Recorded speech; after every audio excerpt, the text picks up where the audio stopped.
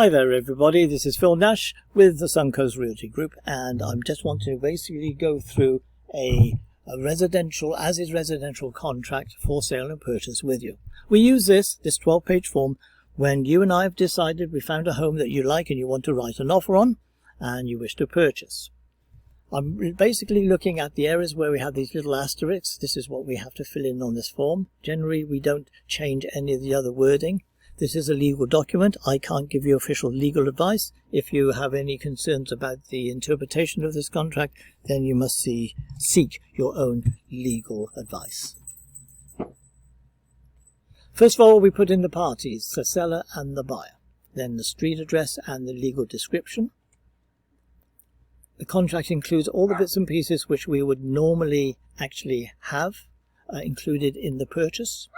Anything that we don't want, we would put down in here.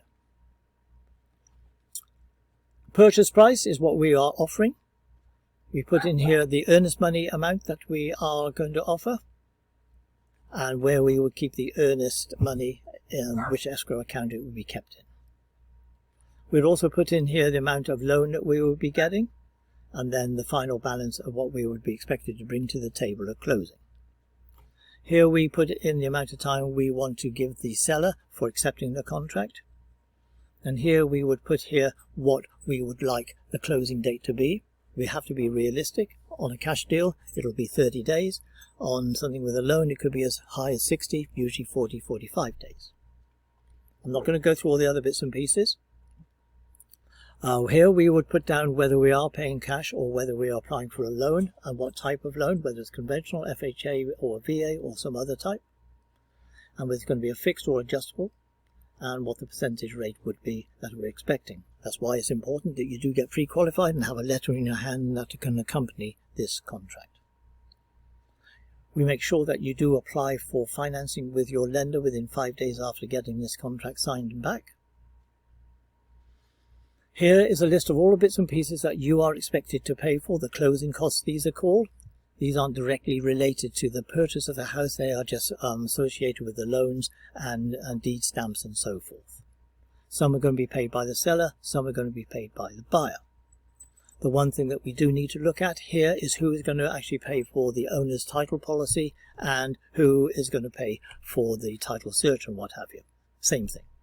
So we can either designate the seller pays, that usually costs them about $1,500 to $2,000 or more, or we can choose to do it ourselves. And that way we can choose our own closing agent, our own attorney or title company, and keep things a little bit more under our control.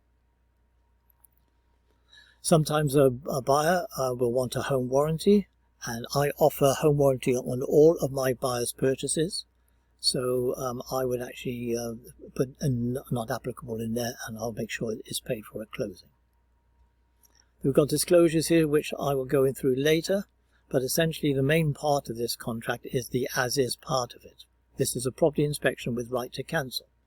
The buyer shall have, and I usually leave it at 15 days, the right to cancel for whatever the reason, at the sole discretion, it says. That means, regardless of what the inspection says or anything else, if you don't want the house because you've simply changed your mind, or you don't think it's up to your standard, or you think it's not is too expensive, then without giving any reason to the seller, you can cancel this within 15 days. So this is a date we have to really keep a close eye on, because after that 15 days, you are obligated to buy the house unless you're covered by some other contingency, like a financing contingency. If you can't get the loan from the bank, then that will be covered by that. And really that's all there is to it. We can add other little bits and pieces to it, but this is usually accompanied by 3 or 4 other pieces of paper. And at the end here, essentially what we do, we sign the buyer's names and addresses at the bottom here. It has to have both the buyer's names, both the buyer's signatures, if there's Mr. and Mrs. or whoever's going to be on the deed. And this we then present as soon as possible to the seller or the seller's agent. And then we may have negotiations and change some of the items here. But when we get that back in our hands, then we have an accepted contract which everybody is bound to. And then we have a lot of timelines we have to keep, and therefore we have to pay close attention to the timelines, especially that 15 days right to inspect and cancel. And that's it. Other pieces of paper that would go with it would be the seller's disclosure, which we would want from the seller, outlining and highlighting anything that they know is wrong with the home. If the home is older, there may be a lead-based paint disclosure that the home may have lead-based paint. If it's in an HOA, there will be a piece of paper declaring what the HOA fees are. Same for a condo association, and also same for a CDD fees. And that's about it. So the whole process can take a few hours to get going. So, but once again, this is a committal form, so you have to be 150% committed to actually going through with this purchase if we write this offer.